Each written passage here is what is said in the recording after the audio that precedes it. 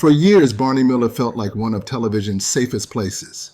A cramped New York police precinct, stale coffee, mismatched chairs, endless paperwork, and a group of cops who argued, complained, and joked their way through every episode. It looked like comfort TV. Familiar, predictable, almost cozy. But behind the jokes and that iconic baseline theme, the cast lived lives that were anything but simple. Some were fighting private battles no one ever saw. Some were quietly rewriting history. And some would vanish so completely after the show that fans still wonder what really happened to them.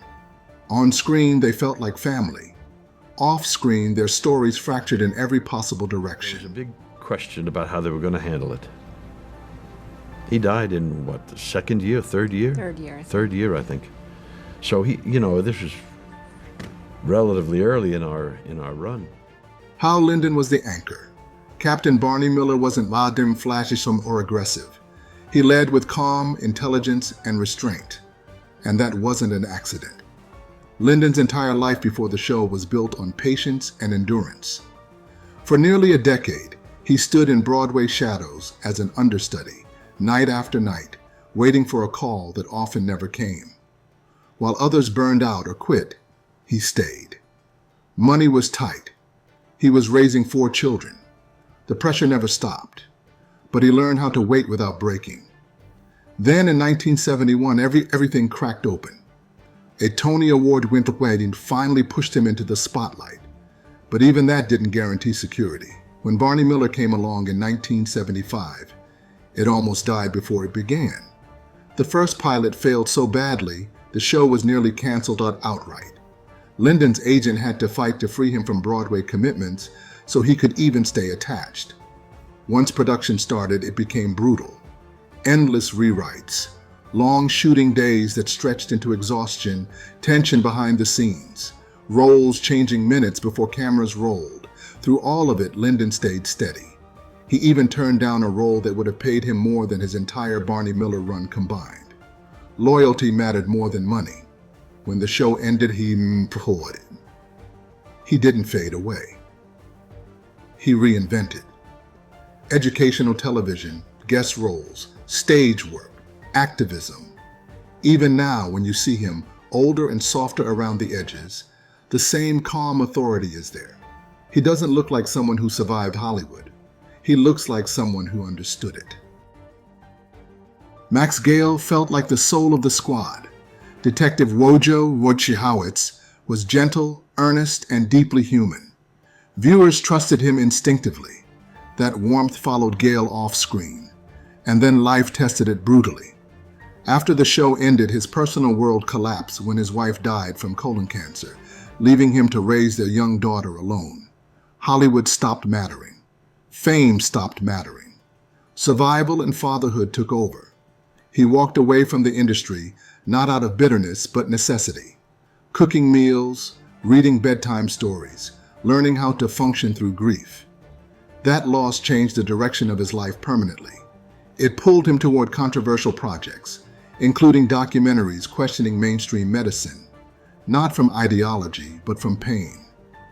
From the quiet wish that maybe, somehow, there could have been more time. Years later, when many actors slowed down, Gale returned in an entirely new way. His work on General Hospital stunned audiences. The vulnerability, the emotional honesty, the way he portrayed decline and memory loss felt lived in, not acted. Winning multiple daytime Emmys late in life wasn't just a career comeback. It was proof that he had something deeper to give. Today, when you see him, you don't just see an older Wojo. You see someone who lived through the worst and came back carrying tenderness instead of bitterness. Ron Glass was effortless cool. Detective Warren Harris was smooth. Shep was confident. The guy who always looked like he had options. But Glass's real legacy wasn't just on screen. Quietly, away from the spotlight, he dedicated enormous energy to helping at-risk youth in Los Angeles, working with organizations that pulled kids away from gangs and toward education. He never advertised it, never turned it into branding. He just showed up. After Barney Miller, he never disappeared.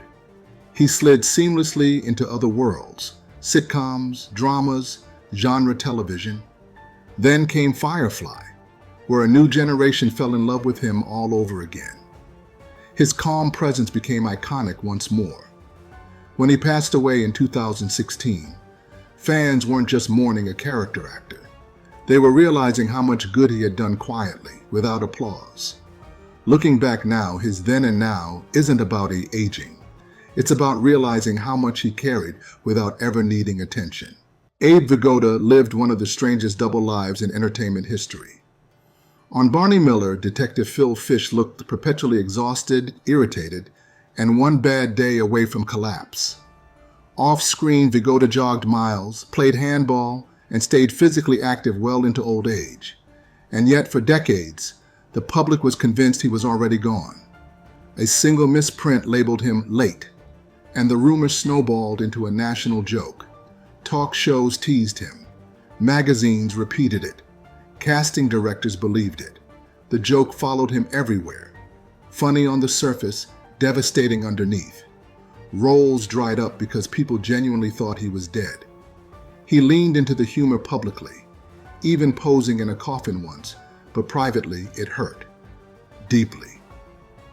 When he actually passed away in 2016 at 94, the news felt surreal, like the punchline finally caught up with reality. Looking back now, his story feels almost crudely ironic. A man remembered as tired lived longer than almost everyone else. Jack Sue carried history in his bones. Long before Barney Miller, he was imprisoned by his own country during World War II, sent to an internment camp because of his Japanese ancestry. Instead of breaking, he became the camp's entertainer, singing, joking, lifting spirits when hope was thin.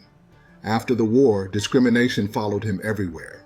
Radio stations quietly dropped him, doors closed without explanation. So he changed his name, changed how he was perceived. Not because he wanted to, because he had to survive. When he finally became Detective Nick Yamana, he refused to play stereotypes. He insisted on dignity, humor, and humanity. He didn't live to see the show's full legacy. He died in 1979, during its run. But every rewatch carries his quiet victory, being seen as fully human on national television. Steve Landesberg was Dietrich, the brain, the dry wit, the unexpected intellectual depth. Off-screen, he guarded his privacy fiercely. Even as illness entered his life, he said nothing. He kept working, kept performing, kept showing up. When he died in 2010, fans were stunned because they had no warning at all. Only afterward did stories emerge about how long he had been fighting quietly. His legacy isn't loud, it's precise. Every pause, every deadpan delivery still lands decades later. That's what time did to the Barney Miller cast. Some aged into wisdom. Some vanished into memory. Some carried battles no one knew about while the laugh track played on.